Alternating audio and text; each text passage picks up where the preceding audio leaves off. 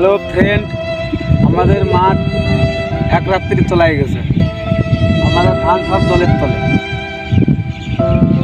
এই যে মাঠটা তলায় গেছে, এখন আপনারা কি করবেন?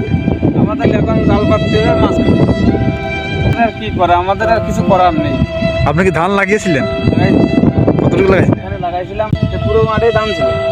কিন্তু আপনাদের খুব দুর্দশা। হ্যাঁ, আরে কিছু করার নেই। আমাদের ওই ধান তো জলের তলে আছে। এখন এই পাটটা আছে, পাটের কি আছে কপালে বলা যাবে না। ওরা বাহ।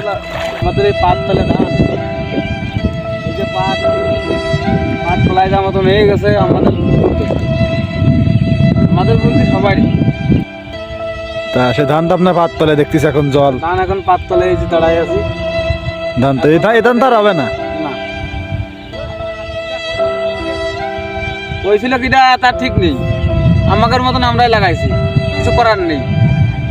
বই ভাব করার জন্যই লাগাইছিলাম।